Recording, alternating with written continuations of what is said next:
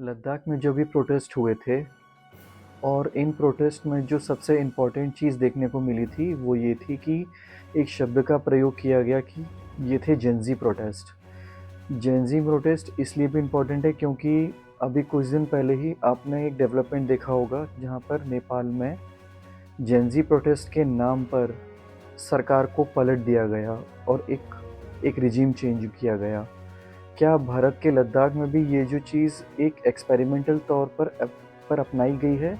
क्या ये एक लेबोरेटरी थी जिससे कि भारत में आगे अन्य थिएटर्स में इस पर्टिकुलर जेनज़ी प्रोटेस्ट को मैन्युफैक्चर करके एक कवर देकर यहाँ पर भी मिनिएचर लेवल पर एक माइक्रो लेवल पर इस तरीके के प्रोटेस्ट को मैन्युफैक्चर किया जाए? आफ्टर ऑल ये एक इशू है क्या? लद्दाख में ये जो लोग प्रोटेस्ट कर रहे हैं और ये जो जेनज़ी का प्रोटेस्ट कवर लेकर कर रही है, हुआ क्यों? देखिए, लद्दाख में जो समस्या है इस समय कुछ लोग वहाँ पर प्रोटेस्ट इस बात का कर रहे हैं कि हमें 6th शेड्यूल में लद्दाख को डालना है।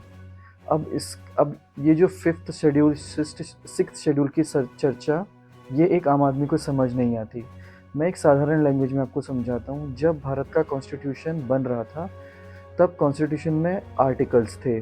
जब आर्टिकल्स लिखे जा रहे थे तो उस समय हमारे कॉन्स्टिट्यूशन मेकर्स को लगा कि कुछ आर्टिकल्स को हम बहुत ज़्यादा अच्छे तरीके से 11 टेस्ट में डिसीज़न ये लिया गया कि ठीक है, जो इश्यूज़ को वहाँ पर आर्टिकल लिखने के टाइम पर एलैबोरेट नहीं कर पाए उन्हें हम इनकम एंड में जाकर एलैबोरेट कर देंगे। तो कॉन्स्टिट्यूशन को पूरा लिखने के बाद कॉन्स्टिट्यूशन का एक अपेंडिक्स तैयार हुआ। उस अपेंडिक्स को बोला गया शेड्यूल। आज जो कॉन्स्टिट्यूशन के अंदर जो शेड्यूल्स हैं वो और कुछ नहीं, सिर्फ अपेंडिक्स हैं, अगर आप लेमन लैंग्वेज में समझें तो। अब यहाँ पर बात हो रही है 5th शेड्यूल और 6th शेड्यूल की। अब ये 5th और 6th शेड्यूल के अंदर अंतर क्या है? देखिए, कॉन्स्टिट्यूशन में ट्राइबल एरियाज़ को लेकर भारत के अंदर जितने भी उनको एक स्पेशल स्टेटस दिया गया है 5th और 6th शेड्यूल। 5th शेड्यूल में भारत के सेंट्रल इंडिया और पेनिनसुलर इंडिया के जितने भी ट्राइबल एरियाज़ हैं, इन ट्राइबल एरियाज़ में ये बात बोली गई है कि यहाँ पर कोई भी विकास कार्य जो भी होगा उसका उन ट्राइबल अपने काउंसिल्स बनाकर गवर्नर के साथ मिलके इंगेज करके डेवलपमेंटल प्लान्स को बनाएंगे और डेवलपमेंटल प्लान्स को एग्जीक्यूट करेंगे। लेकिन 6th शेड्यूल में स्पेसिफिकली कहता है कि ट्राइबल एरियाज़ में नॉर्थ ईस्ट में से लेकर नॉर्थ ईस्ट के जो ट्राइबल एरियाज़ हैं उनकी संस्कृति और उनका जिस तरीके से जीवन और रहन सहन और खान पान है वो बहुत अलग है। इस कॉन्टेस्ट में कॉन्स्टिट्यूशन ने एक 6th शेड्यूल तहत उनको नॉर्थ ईस्ट के ट्राइबल एरियाज़ को कुछ अलग पावर्स दी।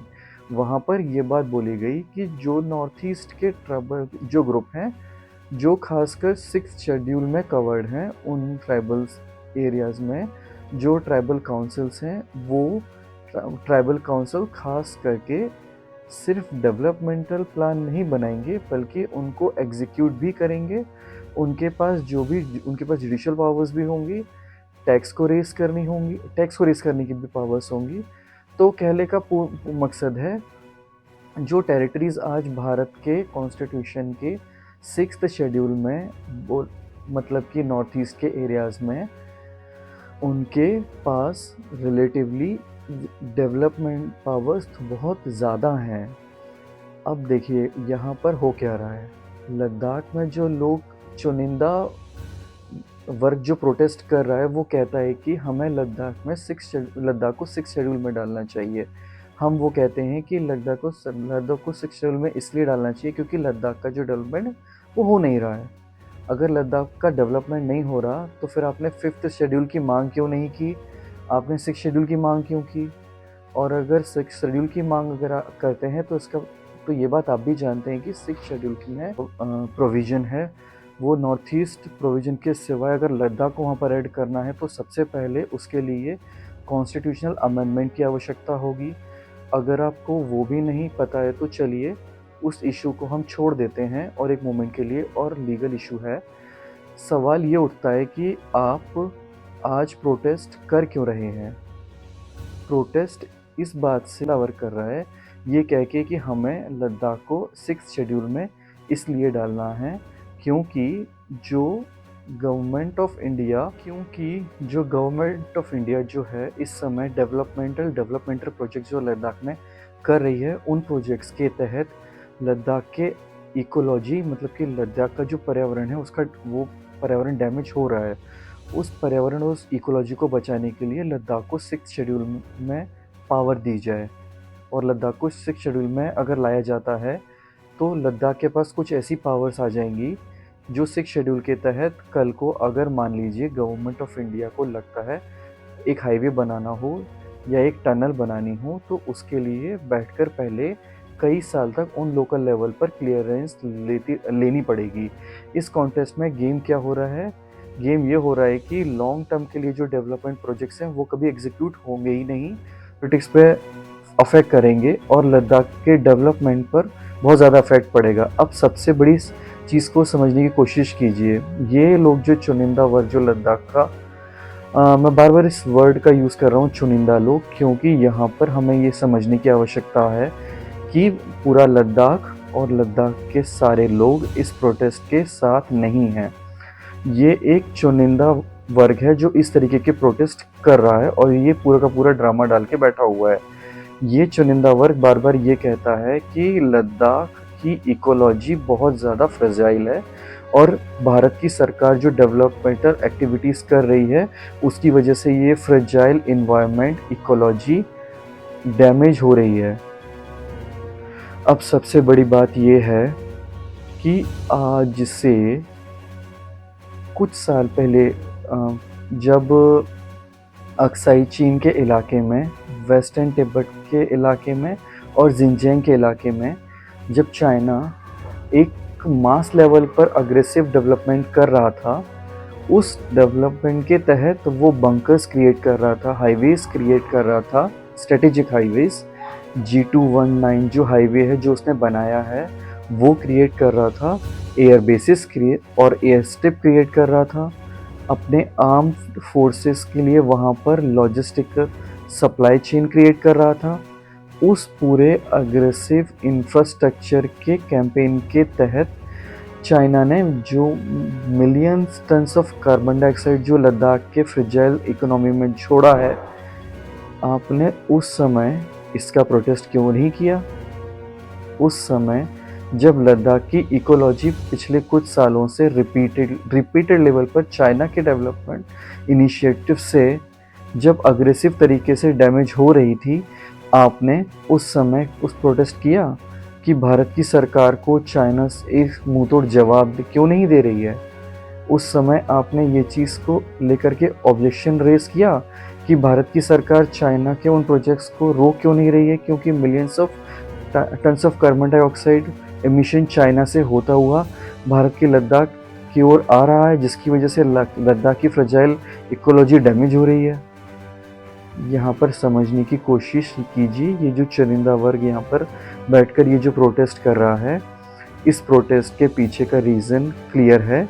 वो रीज़न सिंपल सा है कि पिछले 4 साल में भारत और चाइना के बीच, लद्दाख के बीच जो भी स्टैंड ऑफ हुआ है, यदि किसी ने वो स्टैंड ऑफ एक एनालिटिकल और डीप लेवल पर अगर पढ़ा है और आपने से कोई लोगों ने अगर उसको जाना होगा, तो आपने समझा होगा कि एक ही वर्ड के ऊपर हुआ है और वो वर्ड है इंफ्रास्ट्रक्चर। क्योंकि पिछले कुछ सालों से कंसर्टेड कैंपेन चलाया जा रहा है कि भारत अपना इंफ्रास्ट्रक्चर खास करके लद्दाख जैसे एक very sensitive volatile border region में ना बनाए। और यहाँ पर जो टैक्टिक का जो प्रयोग किया जा रहा है वो है क्लासिक टैक्टिक है चाइना के यूनाइटेड फ्रंट डिपार्टमेंट की। 1920s में जब कम्युनिस्ट पार्टी ऑफ चाइना का गठन हुआ था, तो उस समय माओ जेडोंग ने बोला था कि हमारे पास 3 मैजिक टूल्स हैं, और माओ जेडोंग ने ये भी बोला था कि जो आज मिनिस्ट्री ऑफ सिक्योरिटी जो एक्सटर्नल एजेंसी है उसकी देखरेख के अंदर काम करती है। सबसे बड़ी बात यह है कि ये जो यूनाइटेड फ्रंट वर्क डिपार्टमेंट है, इसकी गतिविधियां कुछ समय से और कुछ दिनों से भारत के केयरफुली ऑब्जर्व कर रहा था। United front work department Bharat के पिछले कुछ सालों से प्रोपेगेंडा कैंपेन चला रहा है। कैंपेन ये चला रहा है कि जो कि 2 फ्रंट कैंपेन है, इसके दोनों के ही फ्रंट समझ लीजिए। पहला फ्रंट ये है कि वो बार बार एक अग्रेसिव मीडिया पोस्चरिंग कर रहा है, ये कह के कि अरुणाचल साउथ तिब्बत का हिस्सा है, और जब जब वो ये कोशिश करता है, उसका ऑब्जेक्टिव रहता है कि लोगों के माइंड को गुमराह किया जाए। और इसी प्लान के अंडर आता है अलग अलग स्थानों का अलग अलग चाइनीज नाम रखना। ये जो उसका क्रेटोग्राफिक अग्रेशन है, और ये जो दूसरा दूसरा जो टैक्टिक ये भारत में यूज कर रहे हैं, वो ये है कि भारत के अंदर लद्दाख के रीजन में और कश्मीर के जो रीजन में इन पर्टिकुलर भारत की तरफ से किसी भी तरीके के इंफ्रास्ट्रक्चर को अगर भारत क्रिएट करता है, तो उस इंफ्रास्ट्रक्चर को ecologically sensitive, environmentally sensitive declare करवा कर उसके खिलाफ प्रोटेस्ट करवाना और उसे आगे ना बढ़ने दिया जाए। क्यों? क्योंकि यहाँ पर चीज़ को समझने की चीज़ ही, यहाँ पर भारत की तरफ से किसी भी तरीके का प्रोजेक्ट, इंफ्रास्ट्रक्चर प्रोजेक्ट अगर क्रिएट किया गया, तो उससे जाहिर सी बात है कि चाइना के काउंटर में क्रिएट किया जाएगा।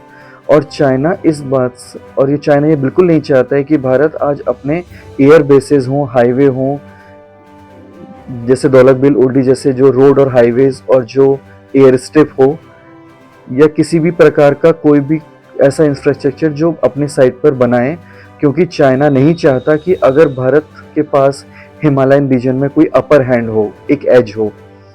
आज कितनी आयरोनिकल बात है कि ये प्रोटेस्ट जब चाइना ने डेवलपमेंट किया, तब इन्होंने कुछ नहीं कहा।